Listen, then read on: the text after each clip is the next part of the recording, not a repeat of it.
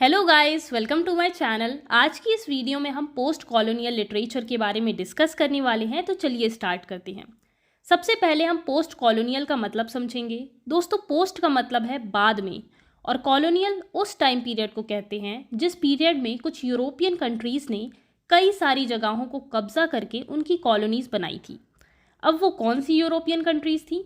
दोस्तों, कई सारी यूरोपियन कंट्रीज़ थी जिन्होंने कब्जा किया था, जैसे कि पोर्चुगल, फ्रांस, स्पेन और ब्रिटेन। भैया, ब्रिटिशर्स ने इंडिया को भी तो कॉलोनी बनाया था। कैसे भूल सकते हैं हम उस दौर को जो हमने खुद गुजारा है। तो ये कॉलोनीज़ जो यूरोपियन कंट्रीज़ की गुलाम थी, जब ये आज़ाद हो गई तो आज़ादी के बाद के पीरियड को पोस्ट कॉलोनियल कहा गया। इसे पोस्ट कॉलोनियल पीरियड इसीलिए कहा गया क्योंकि ये आज़ादी मिलने के बाद का टाइम पीरियड था। यूरोपियन कंट्रीज़ ने जो कॉलोनीज़ बनाई थी वो कॉलोनीज़ अब आज़ाद हो चुकी थी। कॉलोनियल पीरियड का टाइम ओवर हो चुका था। तो ये तो हो गया पोस्ट कॉलोनियल पीरियड। अब पोस्ट कॉलोनियल लिटरेचर क्या है? दोस्तों, यूरोपियन कंट्रीज से आज़ादी मिलने के बाद जो लिटरेचर लिखा गया उसे पोस्ट कॉलोनियल लिटरेचर कहा गया। एग्जाम्पल से समझते हैं। जैसे इंडिया ब्रिटिशर्स की कॉलोनी थी, तो जब इंडिया आज़ाद हो गया और आज़ादी के बाद इंडिया में जो लिटरेचर लिखा गया उसे पोस्ट कॉलोनियल लिटरेचर कहा गया। ऐसे ही और भी कंट्रीज़ पर अप्लाई होता है जो इन यूरोपियन कंट्रीज़ की गुलाम थी, कॉलोनीज थी। होपफुली क्लियर हो गया होगा। दोस्तों, लोगों ने पोस्ट कॉलोनियल लिटरेचर में अपना फ्रस्ट्रेशन निकाला, दर्द को एक्सप्रेस किया जो उन्होंने कॉलोनियल पीरियड में झेला था। इस गुलामी से लोगों पर क्या असर पड़ा, क्या क्या लोगों ने प्रॉब्लम्स झेली, वो सभी कुछ पोस्ट कॉलोनियल लिटरेचर में बताया गया।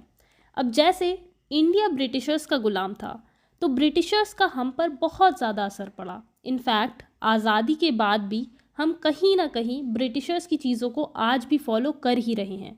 तो कहने का मतलब ये है कि इस कॉलोनियल पीरियड का हर इंसान पर बहुत ही ज़्यादा असर पड़ा। हम उनके कल्चर को फॉलो करने लगे, हम पर उनका सोशली, पॉलिटिकली और साइकोलॉजिकली बहुत ही गहरा असर पड़ा। तो उस टाइम पर जो भी सोशल, पॉलिटिकल, कल्चरल और साइकोलॉजिकल चेंजेस आए, उन सभी के बारे में हमें पोस्ट कॉलोनियल लिटरेचर में बताया गया।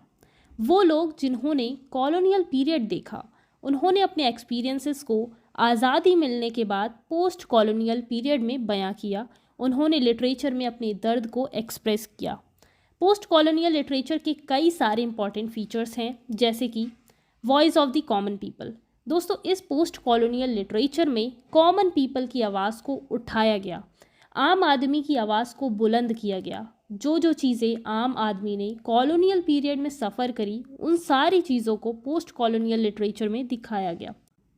कॉमन पीपल के दर्द को, फ्रस्ट्रेशंस को और उन पर जो दबाव डाला गया, उस सभी को पोस्ट कॉलोनियल लिटरेचर में बयां किया गया।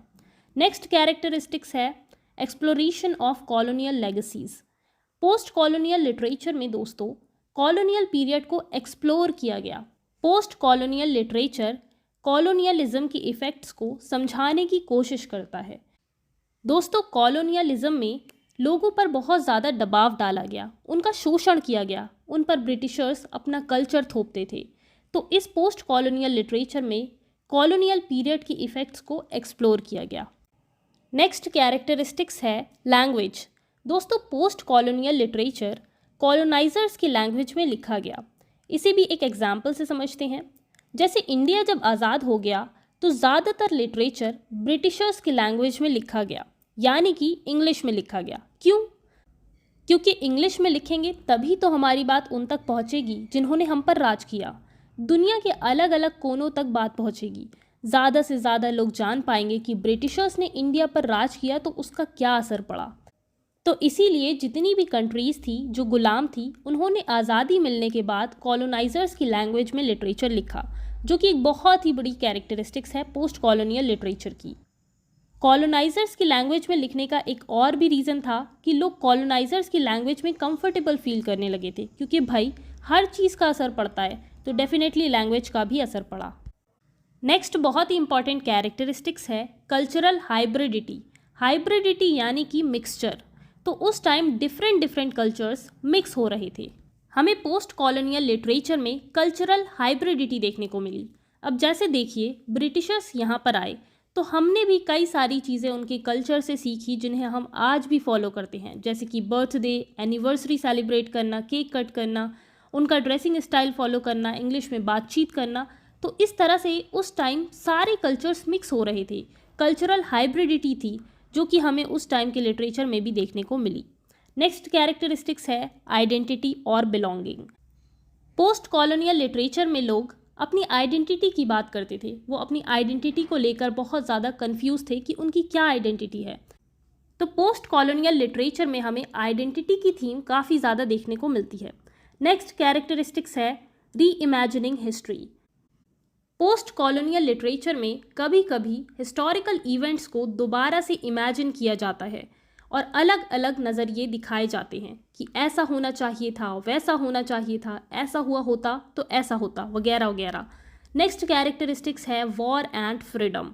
पोस्ट कॉलोनियल लिटरेचर में कॉलोनियल पावर्स का विरोध किया जाता था। कॉलोनियल पावर्स के खिलाफ थीम्स होती थी। फ्रीडम को बढ़ावा दिया जाता था कि भाई आज़ादी होनी चाहिए, हमारे भी तो अधिकार हैं, हमारी भी तो ज़िंदगी है, उसे हम किसी के गुलाम बनकर नहीं निकालेंगे।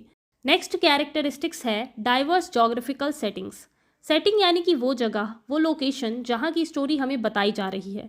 तो पोस्ट कॉलोनियल लिटरेचर में अलग अलग रीजन्स की अलग अलग जगहों की सेटिंग्स रखी जाती थी, जैसे कि अफ्रीका, एशिया, कैरेबियन और भी कई सारी जगहें। नेक्स्ट कैरेक्टरिस्टिक्स है ऑथर्स फ्रॉम डाइवर्स बैकग्राउंड्स। कई सारे बैकग्राउंड्स के राइटर्स पोस्ट कॉलोनियल लिटरेचर लिखते थे जो कि कई सारे कल्चर और एक्सपीरियंसेस को रिप्रेजेंट करते थे। तो दोस्तों ये सारे मेन कैरेक्टरिस्टिक्स थे पोस्ट कॉलोनियल लिटरेचर के। अब देखते हैं पोस्ट कॉलोनियल लिटरेचर के एग्जाम्पल्स। दोस्तों ये सभी वर्क्स पोस्ट कॉलोनियल लिटरेचर के बहुत ही फेमस एग्जाम्पल्स हैं। तो दोस्तों हमने पोस्ट कॉलोनियल लिटरेचर को अच्छे से समझ लिया है। वीडियो अच्छी लगे तो लाइक करें, कॉमेंट करें, चैनल को सब्सक्राइब करना बिल्कुल भी ना भूलें। Thanks for watching.